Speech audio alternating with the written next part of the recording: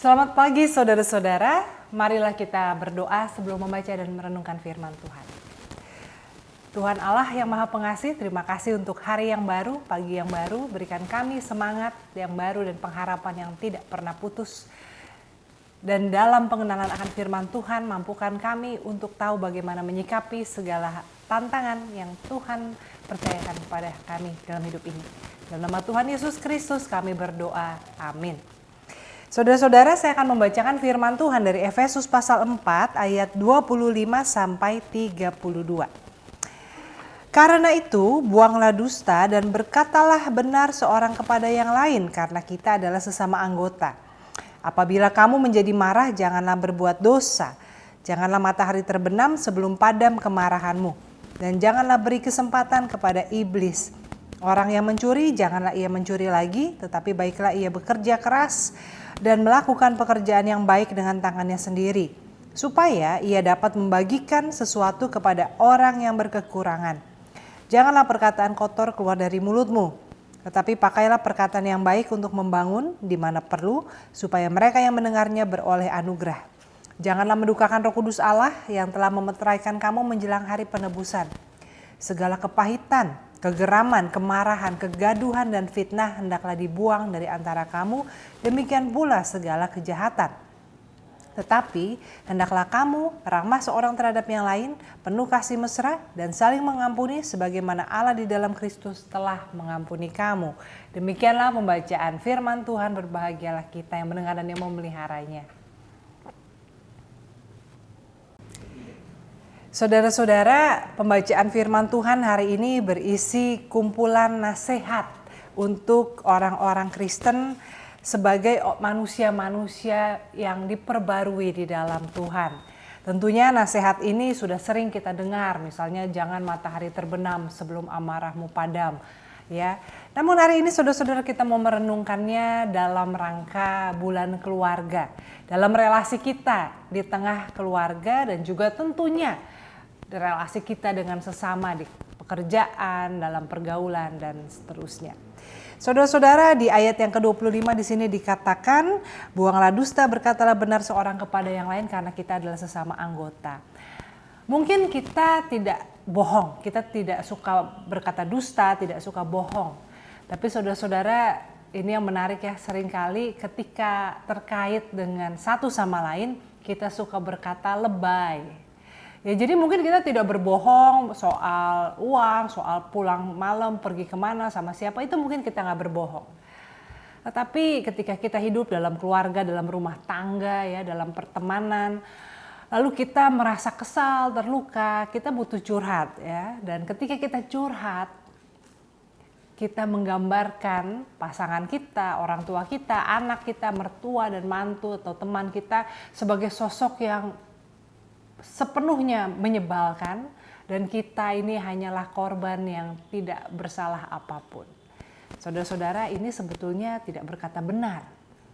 Dan ini juga sebetulnya tidak mencari solusi. Bahkan seringkali menimbulkan masalah baru kalau kita curhat sama orang yang salah, lalu kemudian jadi gosip. Dan saudara-saudara di sini dikatakan, hendaklah berkata benar karena kamu adalah sesama anggota. Bukankah ketika kita menjelek-jelekan orang yang menjadi bagian dari keluarga kita, dari hidup kita, dalam pertemanan kita, mereka adalah bagian dari kita. Sehingga ketika kita menjelekkan pasangan kita, menjelekkan mertua, orang tua kita, kita sedang menjelekkan citra kita sendiri. Ya memang sih kita jangan hidup di tengah dunia yang penuh pencitraan. Bukan juga kalau ada masalah harus ditutup-tutupi demi pencitraan.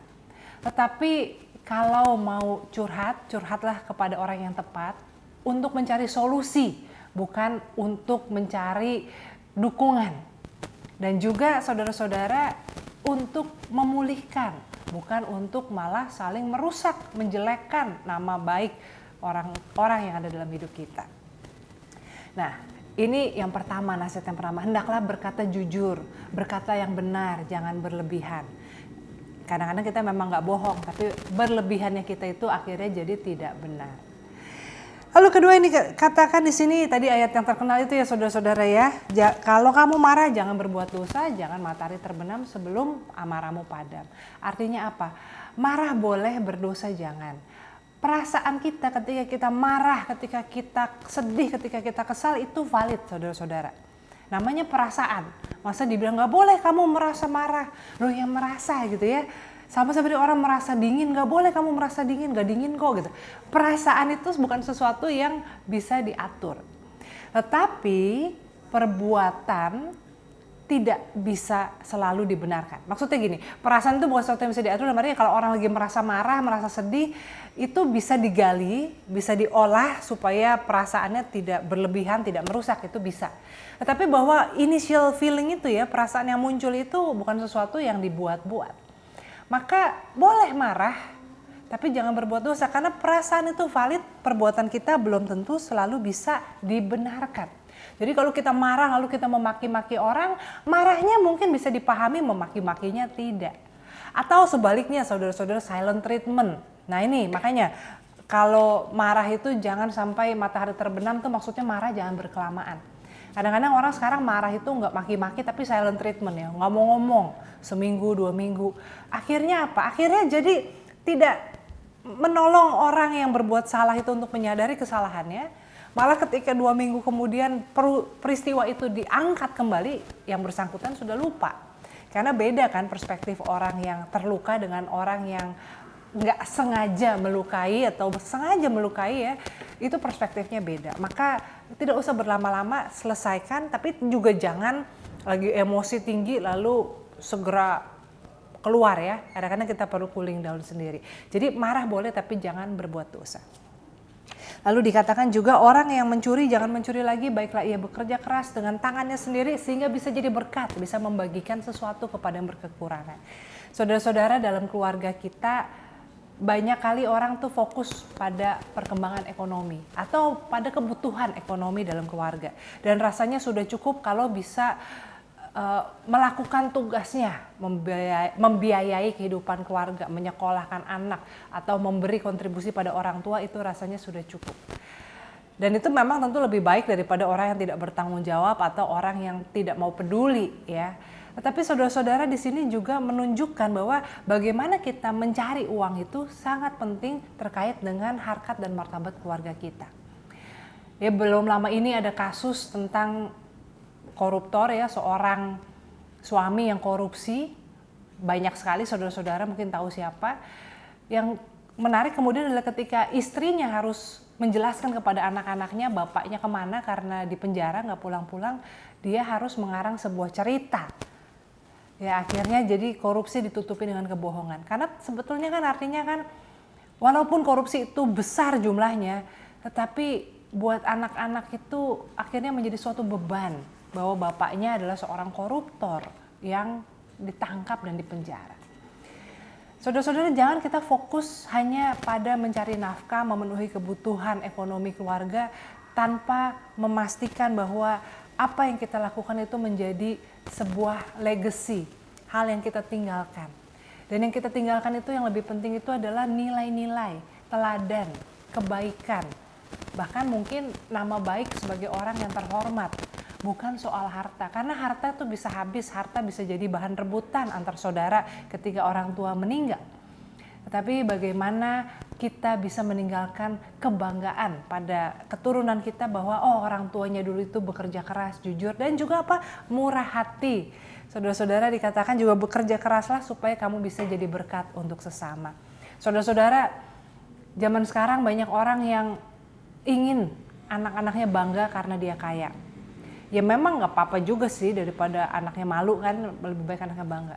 Tapi kalau anak saudara cuma bangga karena kekayaan saudara, itu sama seperti orang mencintai saudara hanya karena saudara kaya. Bukan saudara yang dibanggakan tapi kekayaannya. Dan artinya ada nilai-nilai yang keliru yang sedang kita tanamkan kepada anak-anak ketika kekayaan saja yang membuat anak-anak itu bangga bapaknya atau ibunya itu kaya. Alangkah lebih baiknya kalau anak-anak itu bisa bangga karena orang tuanya jujur, rajin, murah hati, selalu peduli dengan sesama.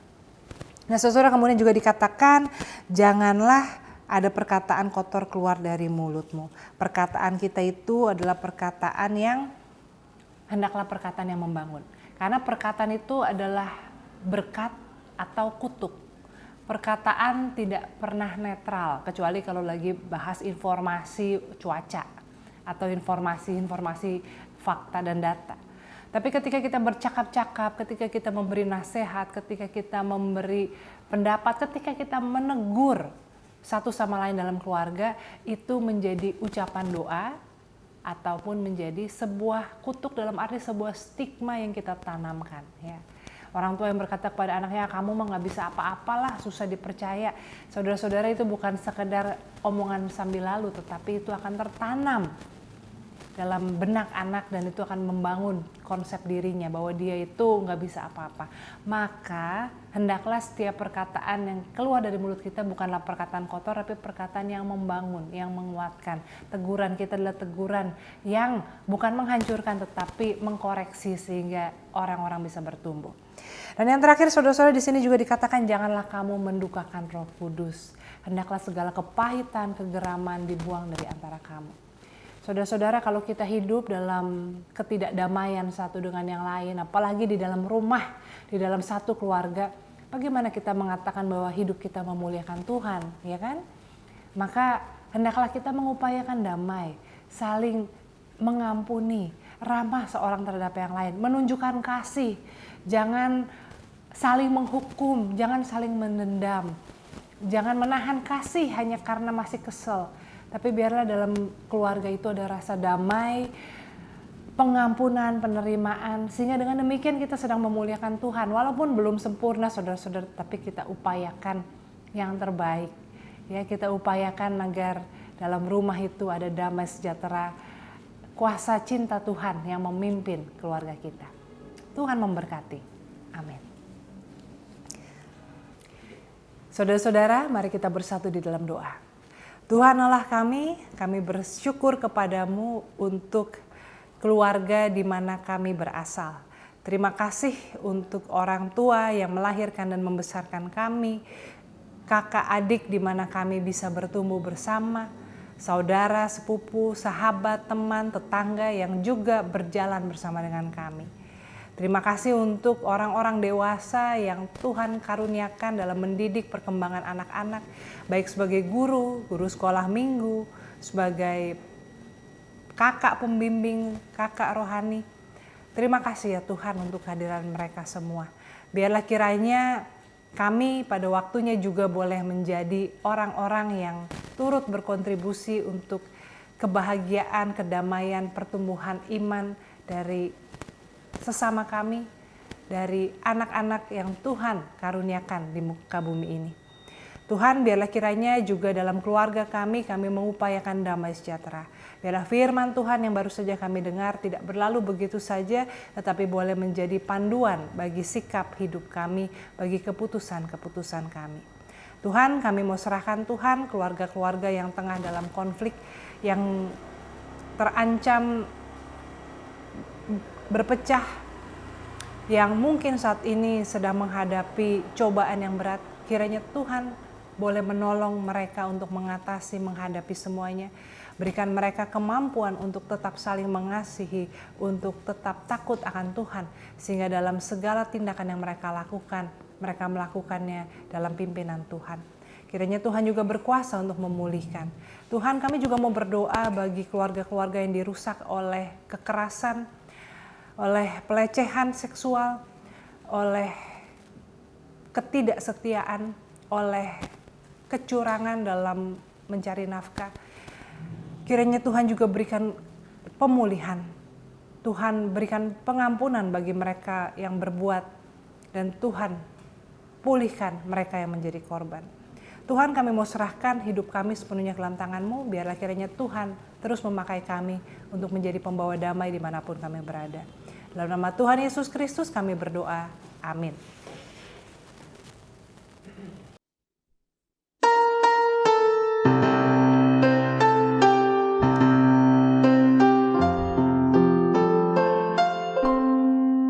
Kasih Tuhan